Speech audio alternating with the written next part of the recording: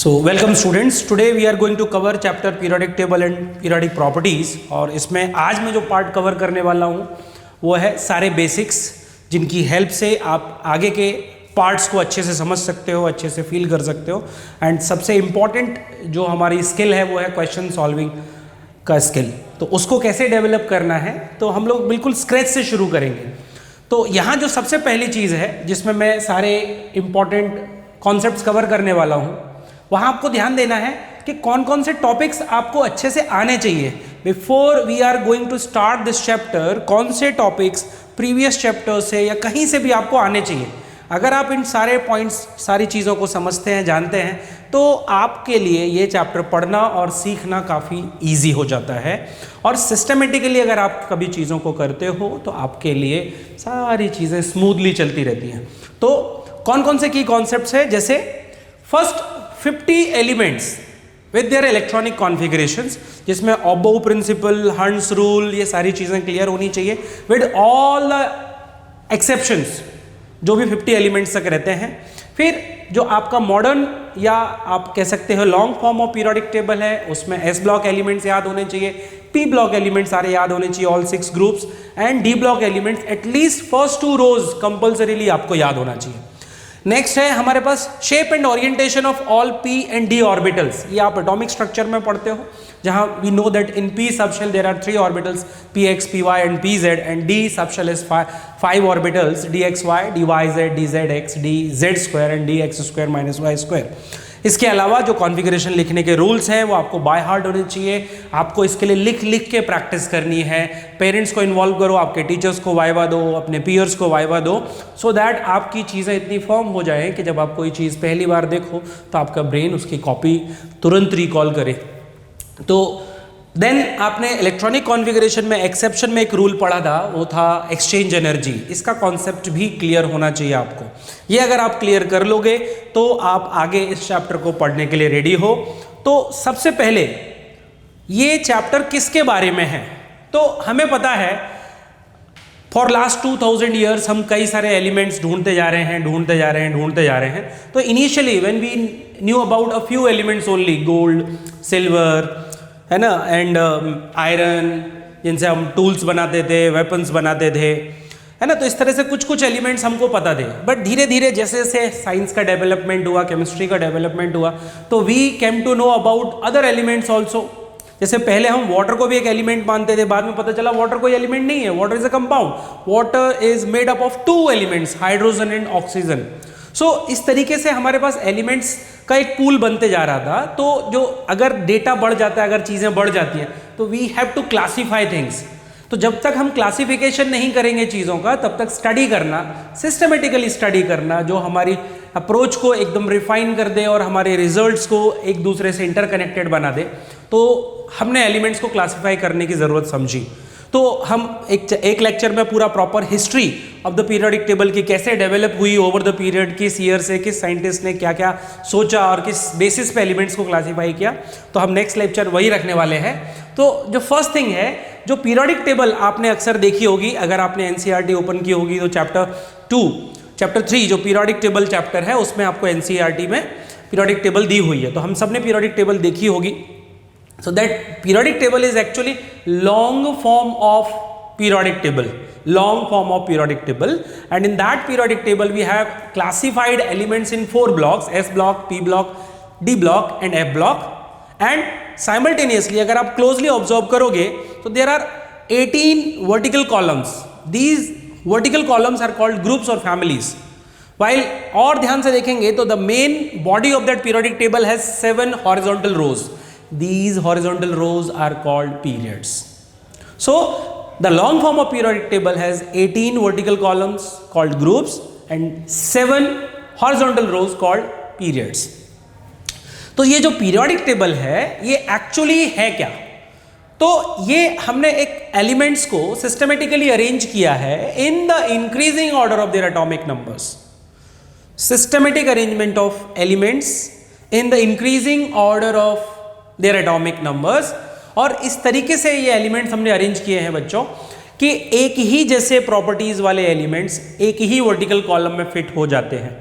एक ही जैसे similar properties वाले एलिमेंट्स एक ही वर्टिकल कॉलम में फिट हो जाते हैं। तो इस systematic tabular form of elements को हमने नाम दिया हुआ है पीरियोडिक टेबल। सो एलिमेंट्स को हमने एटॉमिक नंबर के इंक्रीजिंग ऑर्डर में अरेंज किया हुआ है। और अगर हम हमारा long form of periodic table देखेंगे बच्चों, so there are total 118 elements. But starting से हमको इतने एलिमेंट्स के बारे में नहीं पता था, आज हमारी नॉलेज इतने एलिमेंट्स की है। And out of these 118 elements, almost 94 elements are naturally occurring, जो हमको नेचर में, अर्थ में, एटमॉस्फेयर में कहीं ना कहीं मिलते हैं। कुछ इनर्ट फॉर्म में, नेटिव फॉर्म में मिलते हैं और कुछ कंबाइंड फॉर्म में भी मिलते हैं। So 94 elements are naturally occurring elements, while other 24 elements are actually man-made, lab-made, artificial elements, मतलब नेचुरली उनका मिलना पॉसिबल नहीं है। So we have created them in lab to study the properties, the behaviour of unknown elements. Next, what is periodicity? So अगर आप ठीक से सोचोगे तो पीरियोडिसिटी मतलब एक रेगुलर इंटरवल के बाद किसी चीज का रिपीट होना होता है। जैसे 1 जैन, हर 365 डेज के बाद 1 जैन आती है, या आपका बर्थडे एक पीरियोडिकली रिपीट होता है। So this recurrence of some incident is called periodicity. जैसे आपके बर्थडे का पीरियोडिसिटी है, जैसे आपके मम्मी पापा के बर्थडे का पीरियोडिसिटी है। तो जो चीज़ें एक रेगुलर इंटरवल के बाद रिपीट होते हैं, इस रिपीट होने की जो प्रॉपर्टी है, इसी का नाम रखते हैं हम लोग periodicity. So in periodic table, periodicity means the recurrence of similar properties in elements, recurrence of similar properties in elements at regular intervals when they are arranged in increasing order of their atomic numbers. So जब हम elements को उनके atomic numbers के increasing order में arrange करते हैं, तो हमको एक रेगुलर इंटरवल के बाद सिमिलर प्रॉपर्टीज वाले एलिमेंट्स रिपीट होते हुए दिखते हैं। और हम उनको किस तरीके से अरेंज करते हैं कि सिमिलर प्रॉपर्टीज वाले एलिमेंट्स एक ही वर्टिकल कॉलम में फिट हो जाते हैं। एंड नेक्स्ट क्वेश्चन आता है, what is the cause of periodicity? ऐसा क्यों हो रहा है कि भाई सेम सिमिलर प्रॉपर्टीज वाले एलिमेंट्स रिपीट क्यों हो रहे हैं? अगर आपके माइंड में राइट क्वेश्चन है तो आपके पास राइट आंसर आ सकता है, आप उसको समझ सकते हो। तो ask questions to yourself, to your teachers, for better understanding, for refined concept formation. So what is the cause of periodicity? So we know that chemical properties of an element depends upon its electronic configuration. So when we have studied different elements which are having similar chemical properties, तो हमने देखा कि इनका outermost shell configuration और you can say valence shell configuration was same. जैसे lithium का valence shell is second orbit and it has only one electron. So the configuration of the valence shell of lithium is 2s1. So valence shell में एक ही electron है। ऐसा ही sodium को हमने study किया तो इसका valence shell थर्ड ऑर्बिट है, थर्ड शेल है, और थर्ड ऑर्बिट में अगेन वन इलेक्ट्रॉन है। सो इसका configuration for outermost shell becomes 3s1. So basically हमें दिखता है कि ऐसे एलिमेंट्स जिनके आउटरमोस्ट शेल में सेम नंबर ऑफ इलेक्ट्रॉन्स होता है, उनके प्रॉपर्टीज मैच करते हैं। तो जब हमने एलिमेंट्स को इंक्रीजिंग एटॉमिक नंबर के ऑर्डर में अरेंज किया तो similar electronic configuration, outermost shell electronic configuration वाले एलिमेंट्स रिपीट होते हैं, इसीलिए उनके केमिकल बिहेवियर में भी वो हमें रिपीटेशन दिखाई देता है। So what is the main cause of periodicity? It is the repetition of outermost shell electronic configuration for elements, जिसकी वजह से हमें पीरियोडिसिटी देखने को मिलती है। नेक्स्ट, अगर आप आपके पीरियड्स एंड ग्रुप्स पे ध्यान से देखेंगे तो पीरियड्स क्या होते हैं? हॉरिजॉन्टल रोज। तो अगर आपके पास आपकी पीरियोडिक टेबल है अभी, तो उस पीरियोडिक टेबल में आप ध्यान से देखिए, टोटल 7 हॉरिजॉन्टल रोज हैं। उन्हीं each horizontal row is called a period. So आप देखोगे there are total 7 period, period 1, period 2, period 3, period 4, period 5, period 6 and period 7। तो जो हॉरिजॉन्टल रोज हैं इनको हम लोग बोलते हैं पीरियड। और ऐसे कितने रोज होते हैं टोटल बेटा? 7। ऐसे ही ग्रुप्स या फैमिलीज, ये क्या होते हैं? ऐसे जो वर्टिकल कॉलम्स हैं पीरियोडिक टेबल में, जिसमें हम सिमिलर प्रॉपर्टीज वाले एलिमेंट्स को अरेंज करते हैं। तो लाइटेस्ट एलिमेंट सबसे ऊपर, फिर उससे हैवी, फिर उससे हैवी, फिर उससे heavy, like that. So the vertical columns in the periodic table are called group or families. So that long form of periodic table has total 18 groups and each group contains elements जिनका outermost shell configuration same होता है, जिसको कि मैं already बता चुका हूं. अब जो छोटा सा कंफ्यूजन आता है while we solve the question, तो जब हमें ग्रुप नंबर लिखना होता है तो जो न्यू नोटेशन है ग्रुप नंबर्स का long form of periodic table में जो न्यू नोटेशन है it is regular from 1 to 18, from 1 to 18, from 1 to 18, from 1 to 18. But जब हम ओल्ड नोटेशन देखते हैं, आपका जो मॉडर्न पीरियोडिक टेबल था उससे कंपेयर करते हैं, उसमें हमारे जो न्यू नोटेशन थे उनके अकॉर्डिंग नंबर कुछ और था. ओल्ड नोटेशन में नंबर कुछ और था ग्रुप का. तो ये आपको याद रखना है. For first group the name of old notation is 1A, for second group that was 2A. सो ये रोमन न्यूमरल्स में चलता है. अभी आप ध्यान से देखें, it is not regular. 1A, 2A, then it is 3B, not 3A. Remember this. So यहां से अगर आप ठीक से देखेंगे तो यहां आपका डी ब्लॉक शुरू हो जाता है. सो डी ब्लॉक, इधर एस ब्लॉक एंड लास्ट के जो 6 कॉलम्स हैं उसमें आता है आपका पी ब्लॉक. सो इन एस ब्लॉक ग्रुप नंबर 1, 2 और ओल्ड नोटेशन के हिसाब से 1A, 2A and D block में 3 to 12 एंड ओल्ड नोटेशन में 3B, 4B, 5B, 6B, 7B. And then देखते हैं हम लोग 8 का कोई A एंड B सब ग्रुप में नहीं डिवाइड किया हुआ है. ये जो ओल्ड नोटेशन है उसमें 8, सॉरी, जो ओल्ड नोटेशन में 8 ग्रुप है वो न्यू नोटेशन में 8, 9 एंड 10. सो ये याद रखना है, ओल्ड नोटेशन का जो ग्रुप 8 था उसका कोई सब ग्रुप A एंड B नहीं था. एंड देन ग्रुप नंबर 11 जिसको हमने 1B एंड ग्रुप नंबर 12 जिसको हमने 2B बोला है. तो सारे B जितने भी हैं पूरे ओल्ड नोटेशंस में वो सारे डी ब्लॉक में फिट होते हैं और जितने भी ए होते हैं वो एस या पी ब्लॉक में आते हैं. That is clearly visible here. So P block में ग्रुप नंबर 13 से 18 यानी 6 कॉलम्स हैं और ग्रुप 13 के लिए 3A, 4A, 5A like that. इस तरह से आप सीक्वेंस में एलिमेंट्स के जो ग्रुप नंबर्स हैं उनको याद रख सकते हैं और ये याद रखना है if you really want to solve questions very fast. तो ये चीज़ आपको बहुत हेल्प करती है बच्चों. देन कम्स ये जितने भी एलिमेंट्स हमारे पीरियोडिक टेबल में हैं, इन एलिमेंट्स को हमको क्लासीफाई करना होता है. जैसे आप जीपीएस अगर आपने कभी सुना होगा, गूगल मैप्स पे आप किसी भी प्लेस या किसी भी चीज़ की लोकेशन ढूंढते हो तो एक आपको कोऑर्डिनेट्स मिलते हैं. कोऑर्डिनेट्स कितना डिग्री नॉर्थ, कितना डिग्री साउथ, एल्टीट्यूड, लेटीट्यूड, ये सारी चीज़ें नंबर्स के फॉर्म में दिखाई देते हैं. तो अगर हम पीरियोडिक टेबल को हम हमारा गूगल मैप्स समझ लें तो एक पर्टिकुलर एलिमेंट उस पीरियोडिक टेबल में कहाँ फिट होता है. मीन्स हमको 3 चीज़ें समझनी है. एलिमेंट किस ब्लॉक में फिट हुआ, एलिमेंट किस पीरियड में आता है, 7 पीरियड्स में से किसी भी पीरियड में आएगा, एंड किस ग्रुप में आता है. 18 ग्रुप्स हैं तो किस ग्रुप में आएगा. तो ये classification should be clear in our mind. तो हमने क्लासिफिकेशन करना है एलिमेंट्स का किधर, ब्लॉक्स में, पीरियड्स में, ग्रुप्स में. So the first thing is blocks. तो जैसा मैंने स्टार्टिंग में बोला था बच्चों, पूरा पीरियोडिक टेबल को हमने 4 ब्लॉक्स में डिवाइड कर रखा हुआ है, S block, P block and D block. Again मैं बोलूंगा, आप जब ये लेक्चर सुन रहे हो, समझने की कोशिश कर रहे हो, तो सामने पीरियोडिक टेबल रखिए. जितना कलर्ड, जितना प्रॉपर तरीके से आप पीरियोडिक टेबल रखेंगे उतना बेटर. सो जो ब्लॉक है, एलिमेंट्स के 4 ब्लॉक्स हैं हमारे पास. हम ब्लॉक्स में कैसे रखते हैं, कैसे पता चलता है कि कोई एलिमेंट एस ब्लॉक में है कि पी ब्लॉक में है या डी ब्लॉक में है या बच्चों एफ ब्लॉक में है. तो long form of periodic table has 4 blocks. It is clear in your mind. Then हमको जब भी एलिमेंट के लिए पूछा जाए कि किस ब्लॉक में फिट होता है, तो first thing you have to write its correct electronic configuration. I am repeating my self.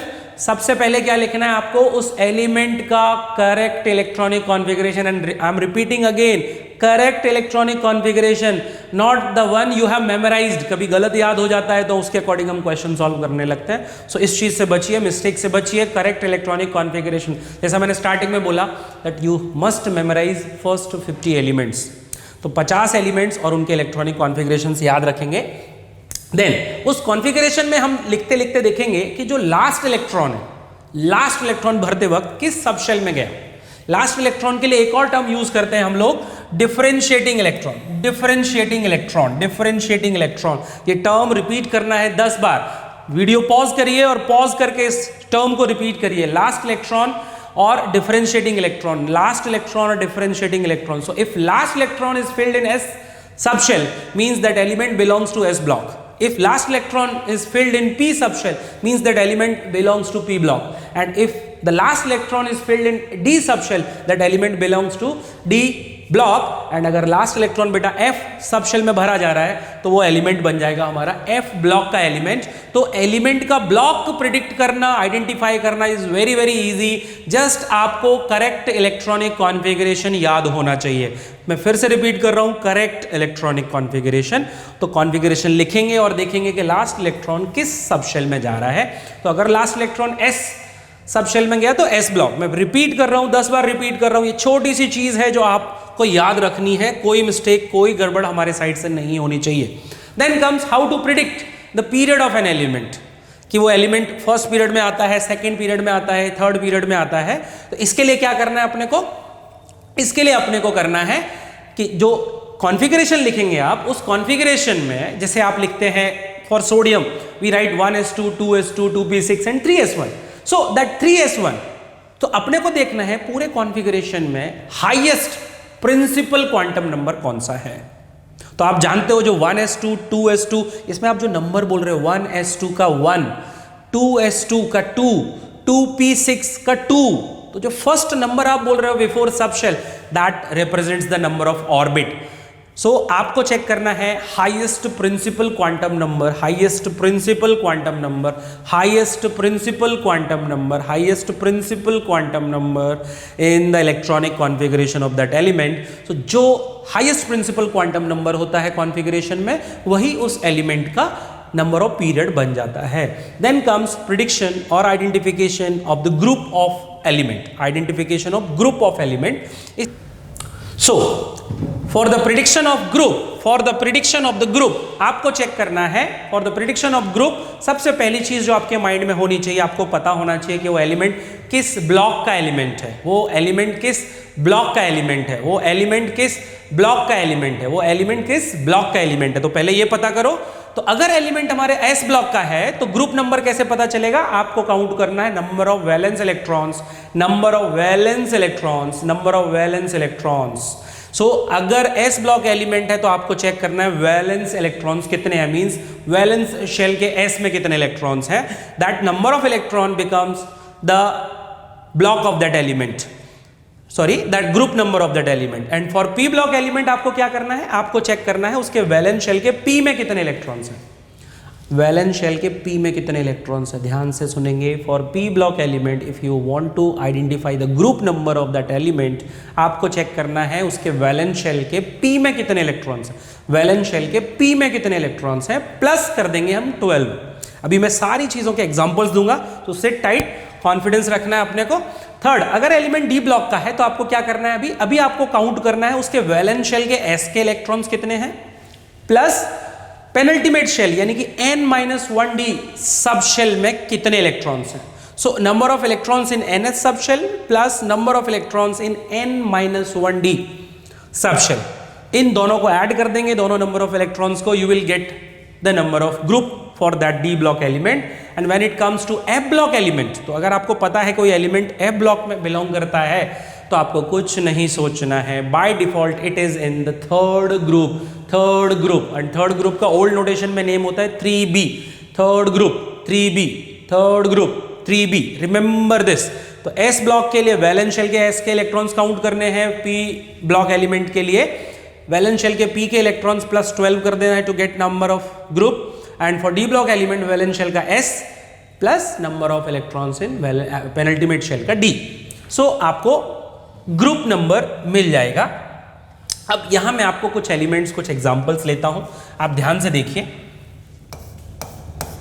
Hydrogen. So the configuration of hydrogen is 1s1. तो हमारे कॉन्सेप्ट के हिसाब से the subshell which receives last electron becomes the block of that element. But ये जो concept है ये hydrogen and helium पे एप्लीकेबल नहीं है. तो यहां पे मैंने एक एक्सेप्शंस करके लिखा था, ये दो एलिमेंट्स ब्लॉक के इस रूल को फॉलो नहीं करते। हाइड्रोजन का इनफैक्ट पीरियोडिक टेबल में कोई फिक्स्ड पोजीशन नहीं है, और फिक्स्ड पोजीशन ना होने की वजह से ना ही हमें हाइड्रोजन का ब्लॉक बताना है किसी को, ना ही ग्रुप बताना है और ना ही पीरियड बताना है। Same for helium. So according to its configuration, अगर मैं हीलियम का कॉन्फ़िगरेशन देखता हूं तो पहले मैं यहां हाइड्रोजन के लिए फिक्स कर देता हूं। जो आपको याद करना है, no fixed position in the periodic table, it should be clear in your mind. Then comes helium. Helium, the configuration of helium is 1s2. So according to our concept, last electron is going in s subshell, so it should be placed in s block. But हमारा periodic table में जब भी हमने elements रखे तो हमारा main जो priority था वो ये था कि सिमिलर प्रॉपर्टीज वाले एलिमेंट्स एक ही वर्टिकल कॉलम यानी कि एक ही ग्रुप में आए। और जब हमने हीलियम की प्रॉपर्टीज को स्टडी किया तो क्योंकि एक इनर्ट एलिमेंट है तो इसकी जो प्रॉपर्टीज हैं नोबल गैसेस या इनर्ट गैसेस से मैच करती थी, इसीलिए हमने इसको एस ब्लॉक में ना रख के last group of the periodic table, 18th group of the periodic table, जो कि एक्चुअली पी ब्लॉक में आता है, तो ये हमारे ब्लॉक वाले रूल्स को फॉलो नहीं करता, तो ये आता है हमारे पास पी ब्लॉक के अंदर। पी ब्लॉक उसमें भी ग्रुप 18 एंड पीरियड है इसका 2, सॉरी पीरियड है इसका 1, पीरियड है 1, तो ये फर्स्ट पीरियड ग्रुप 18 का मेंबर बन जाता है। तो ये दोनों एक्चुअली एक्सेप्शंस हैं ब्लॉक के केस में। अब मैं कोई दूसरा एलिमेंट उठाता हूं जो आपके इन कॉन्सेप्ट्स को रिफाइन करके देगा, प्रैक्टिस करा के देगा। फॉर एग्जांपल मैं छोटे एलिमेंट से शुरू करता हूं, बाद में एलिमेंट्स का एटॉमिक नंबर बढ़ाते जाऊंगा। So if I take lithium, the configuration, जैसे मैंने बोला कि आपको सबसे पहले क्या लिखना है, इलेक्ट्रॉनिक कॉन्फ़िगरेशन। तो इसमें मैं देखूंगा कि लास्ट इलेक्ट्रॉन किस सब शेल में गया है, एस सब शेल में गया है, means lithium belongs to S block. Second चीज जो मुझे प्रिडिक्ट करनी है वो है पीरियड। तो पीरियड के लिए हम देखते हैं हाईएस्ट प्रिंसिपल क्वांटम नंबर। तो यहाँ पे हाईएस्ट प्रिंसिपल क्वांटम नंबर दिख रहा है पूरे कॉन्फ़िगरेशन में, दैट इज 2। सो लिथियम बन गया सेकंड पीरियड का एलिमेंट, तो पीरियड हो गया 2। And then comes group. तो ग्रुप के लिए भी हमने बोला था कि वैलेंस शेल के एस में कितने इलेक्ट्रॉन हैं, तो यहाँ पे वैलेंस शेल के एस में there is only 1 electron. So valence shell के एस में एक ही इलेक्ट्रॉन है, इसलिए इसका ग्रुप बन जाएगा 1, और 1 का ओल्ड नोटेशन में नेम होता है 1a। अब मैं दूसरा एग्जांपल लेता हूं, लेट्स से मुझे कोई दे फ्लोरीन के लिए सब कुछ आइडेंटिफाई करना, तो again will start from the scratch, that is will write electronic configuration of fluorine first. So it is 1s2 2s2 2p5 then what is the block number, block of that element, not block number, block of that element। Fluorine का block है बेटा P। आपको clear हो गया होगा अभी तक। Last electron कहाँ भरा जा रहा है बेटा, P सब शेल में, इसलिए फ्लोरीन आता है P ब्लॉक में। नेक्स्ट आता है पीरियड, और period as I have said कि लास्ट इलेक्ट्रॉन, या आपको देखना है हाईएस्ट प्रिंसिपल क्वांटम नंबर कौन सा है। तो हाईएस्ट प्रिंसिपल क्वांटम नंबर पूरे कॉन्फ़िगरेशन में 2 है, यानी कि fluorine belongs to second period. And group number के लिए अगर एलिमेंट पी ब्लॉक से में बिलोंग करता है तो हमको चेक करना है वैलेंस शेल के पी में कितने इलेक्ट्रॉन्स हैं यहाँ पे। तो हमें दिख रहा है 5 + 12, मीन्स ये हो गया ग्रुप नंबर 17, और ओल्ड नोटेशन के हिसाब से it is 7a, it is 7a। मान लो मुझे फॉस्फोरस के बारे में पता करना है, तो again I will write electronic configuration first. तो इलेक्ट्रॉनिक कॉन्फ़िगरेशन ऐसे ही याद नहीं हो जाएगा बेटा, पढ़ते पढ़ते आपको लिखने की आदत होनी चाहिए, और प्रैक्टिस जब भी करो तो हमेशा 1s से शुरू करो ताकि एरर्स ना रहें। आप जितना लिखोगे बेटा उतना ही याद रहेगा, उससे ज़्यादा याद नहीं रहेगा। I as a teacher always follow 10% rule. So अगर मैं 100% मेहनत कर रहा हूँ तो I will expect only 10% marks in the final exam. तो अगर आपको 100% चाहिए तो increase your hard work to 1000%. So give your 1000% to get good marks. So first of all we'll write the electronic configuration of phosphorus 1s2 2s2 2p6 3s2 and 3p3. Again what is the block of that element? आप बोलो जल्दी से जल्दी। p block, d block, f block, p block because the last electron is filled in 3p subshell, so it is p subshell, so block बन गया p block। next आता है हमारा period। What is the period number of phosphorus? Period number के लिए मैंने क्या बोला आपको? Highest principal quantum number. Highest principal quantum number 3 दिख रहा है, तो इसका जो पीरियड है वो है 3। And then comes group number के लिए अगर एलिमेंट पी ब्लॉक का मेंबर है तो पी ब्लॉक के लिए हम लोग क्या करते हैं? Number of electrons in P subshell, NP subshell, valence shell के पी में कितने इलेक्ट्रॉन्स हैं? 3 प्लस 12, सो इट बिकम्स 15। और ओल्ड नोटेशन के हिसाब से 15 का ग्रुप नंबर है 5a। So it is very very simple, it is very very simple. अगर आप ये सीख चुके हो तो आपको एलिमेंट्स को पीरियोडिक टेबल में लोकेट करना या उसकी एक्चुअल पोजीशन क्या होगी कभी परेशान नहीं करेगा ये पार्ट। और लेते हैं कुछ डी ब्लॉक के मेंबर्स लेते हैं। चलो क्रोमियम लेते हैं, और आपको पता है इसका कॉन्फ़िगरेशन ऑब्बो प्रिंसिपल को ओबे नहीं करता, एक्सेप्शन दिखाता है उससे। तो correct configuration as I have said लिखेंगे तो गलतियां नहीं होती हैं। 3s2 3p6 4s1 and 3d5। So valence shell is n and penultimate shell is n-1। So यहाँ पे वैलेंस शेल 4th है, ध्यान रखना। बट जब कॉन्फ़िगरेशन हम लिख रहे हैं तो लास्ट इलेक्ट्रॉन किस में जा रहा है? लास्ट इलेक्ट्रॉन जा रहा है हमारा D, 3d सबशेल। ध्यान से देखिए configuration, last electron. I am not using term valence electron, I am using term last electron. और आपको याद हो गया होगा लास्ट इलेक्ट्रॉन का एक और नाम था बेटा, रिकॉल, डिफरेंशिएटिंग इलेक्ट्रॉन। तो for chromium that block becomes D block, क्योंकि लास्ट इलेक्ट्रॉन 3d सबशेल में भरा जा रहा है। एंड पीरियड के लिए जैसे मैंने बोला आपको चेक करना है highest principal quantum number in the whole electronic configuration. So this element has highest principal quantum number as 4, तो इसका पीरियड बन गया 4। And then comes group number. अगर आप नोट्स बना रहे हो तो चेक करो डी ब्लॉक के लिए क्या रूल था? Number of electrons in the valence shell का s।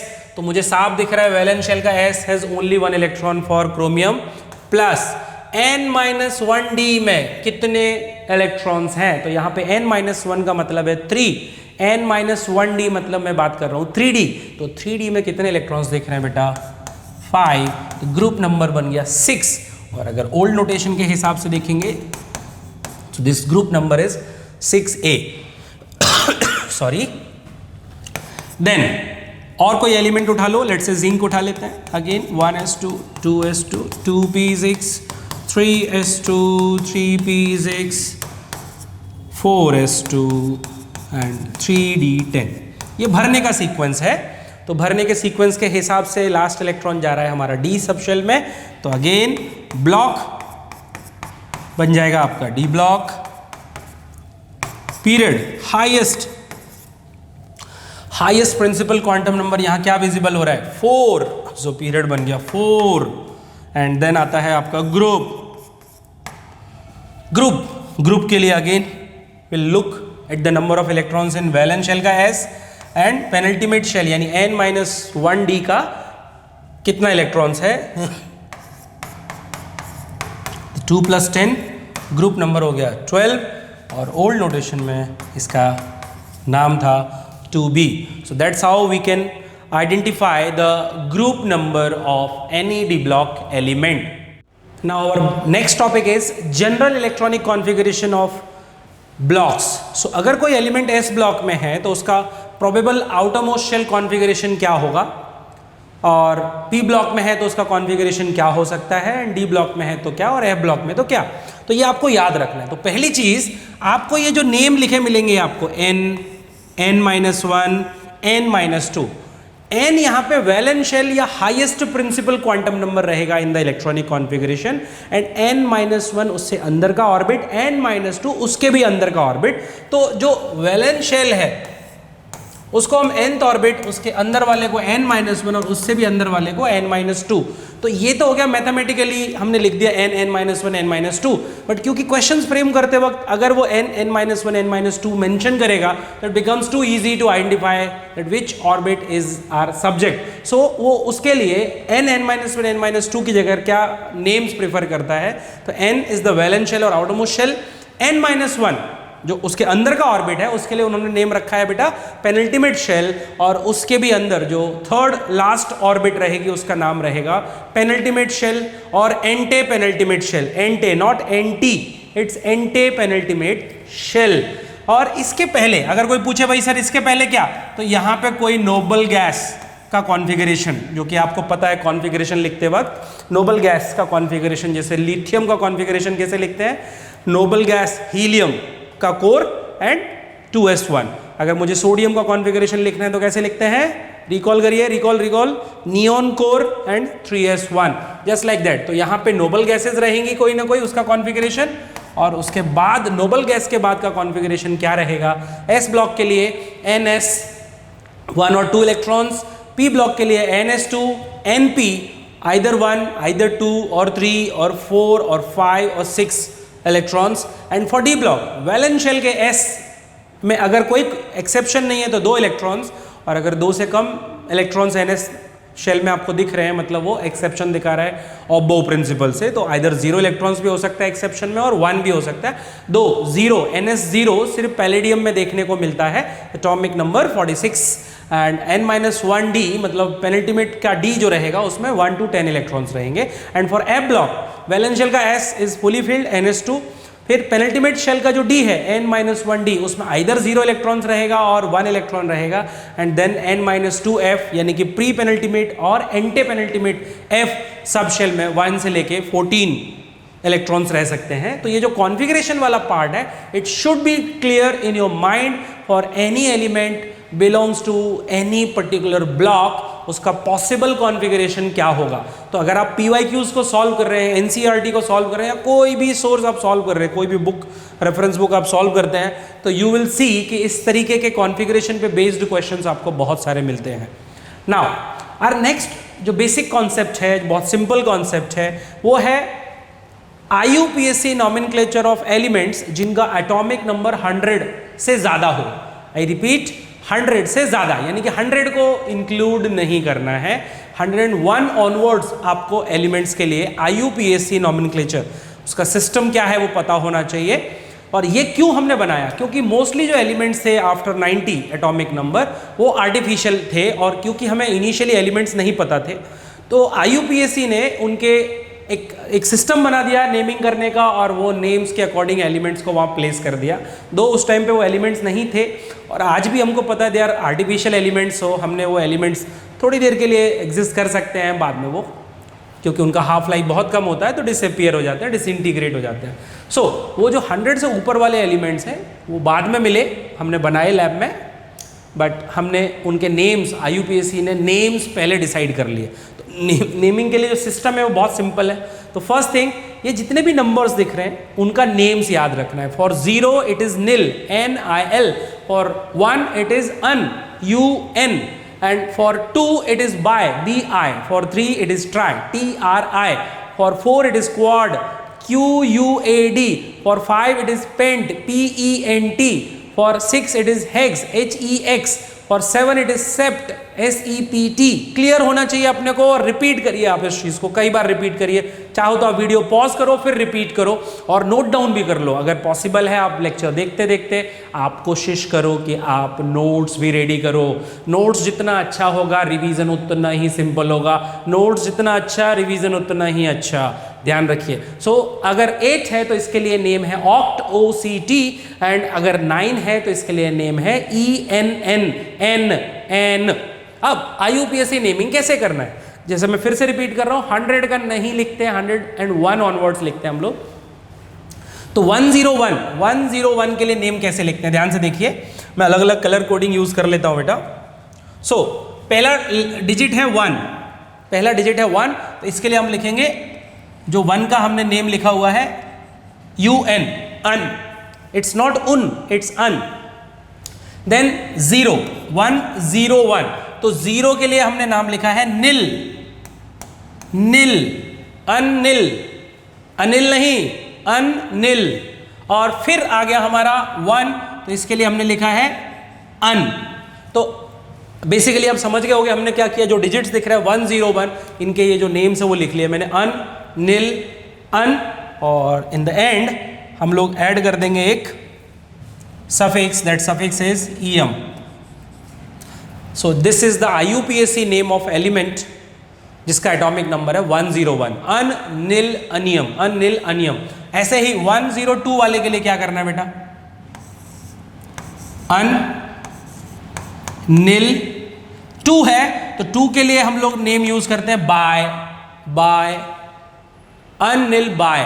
अब बाय का भी आय आता है और ईएम का भी आय आता है, तो 2 आय दिख रहे हैं अपने को, बट दोनों आय नहीं लिखने हैं बेटा, आपको सिर्फ एक आय लिखना है और इसको हम एंड कर देंगे कैसे, अनिल बायम, अनिल बायम। 107 के लिए कैसे लिखेंगे बेटा, अनिल सेप्टियम। आई होप अभी तक आप समझ गए होंगे, अन मतलब 1, निल मतलब 0, सेप्ट मतलब 7, सेप्टियम। अब क्लियर देखना है आपको, इसमें कहीं कोई स्पेस नहीं छोड़ना है। लिखते वक्त कई बार बच्चे अन और निल के बीच में स्पेस छोड़ देते हैं, निल और फिर सेप्ट के बीच में स्पेस छोड़ दिया, ऐसा नहीं करना। और एलिमेंट्स का नेम लिखते वक्त हम रूल क्या फॉलो करते हैं, only the first letter, only the first letter should be the capital letter. फिर अनिल 109 वाले के लिए लिखेंगे अनिल एनियम। सो बिल्कुल फ्रेगमेंट्स आपको ध्यान देना है, अन मतलब 1, निल मतलब 0, एन मतलब 9 और ईएम। अब जिसे 111 है इसके लिए नेम कैसे लिखेंगे बेटा, अनियम। बाकी दोनों आप लिखिए। अच्छा, अब बच्चे क्या करते हैं, इनके सिंबल्स पे काम नहीं करते हैं। ये तो हो गया बेटा IUPAC name. Next comes symbol. तो सिंबल कैसे लिखेंगे, जो डिजिट्स है उन्हीं के हिसाब से, अनिल अनियम ऐसा। फिर अनिल बायम, सिंपल, अनिल सेप्टियम। तो इस तरीके से आप सिंबल लिखिए। एक और चीज़, रिसेंटली जो ट्रेंड देखा गया है जेईई और नीट के एग्जाम्स में, तो एग्जामिनर क्या करते हैं, वो IUPAC नेम लिख के एलिमेंट्स के बारे में बताते हैं एंड देन उसका ऑफिशियल नेम आपसे एक्सपेक्ट करते हैं, ऑफिशियल नेम्स बताइए। सो ऑफिशियल नेम्स भी याद होने चाहिए, यानी कि जब वो एलिमेंट नहीं थे तो हमने IUPAC सिस्टम बना लिया, IUPAC सिस्टम बना लिया एंड देन जब वो एलिमेंट्स हमने लैब में बनाए तो उनके कुछ ऑफिशियल नेम्स भी रख लिए। तो 101 वाला जो एलिमेंट है उसका नेम क्या है, ऑफिशियल नेम क्या है, that name should be written here. तो ऐसे आपको पूरे 101 से लेके 118 तक आप सीक्वेंस में लिख लेना। मैंने समझाने के लिए बीच बीच में कुछ एलिमेंट्स लिए थे, बट आप लोग क्या कर सकते हो, 101, 102, 103 लाइक दैट 118 तक सबके IUPAC नेम और सबके ऑफिशियल नेम जो आपको पीरियोडिक टेबल में मिल जाएंगे। तो ये हमारे कुछ बेसिक्स थे आज के लेक्चर के लिए। नेक्स्ट लेक्चर में भी हम कुछ बेसिक्स कवर कर रहे होंगे और फिर हम लोग पढ़ेंगे डेवलपमेंट ऑफ पीरियोडिक टेबल कि ये पीरियोडिक टेबल कैसे बनी। आपको कुछ भी क्वेरी है, कुछ भी क्वेश्चन है, आप नीचे मैसेज करिए, आप मुझे बताइए आपका क्या क्वेश्चन है। आपको कुछ भी फीडबैक देना हो इन दिस लेक्चर एंड आगे आपको क्या पढ़ना है तो उसके लिए भी मुझे बताइए। मैं आपकी केमिस्ट्री को टॉप क्लास बना दूंगा, बट उसके लिए आपको मेरी हर चीज़, जैसे मैंने बोला, आपको एलिमेंट्स याद करने, उनके कॉन्फ़िगरेशंस याद करने, बस वो फॉलो करना है। फॉलो करते रहिए। केमिस्ट्री सिर्फ आपके कंट्रोल में रहने वाला है। जेईई हो, नीट हो, सब क्रैक करेंगे हम। Best of luck.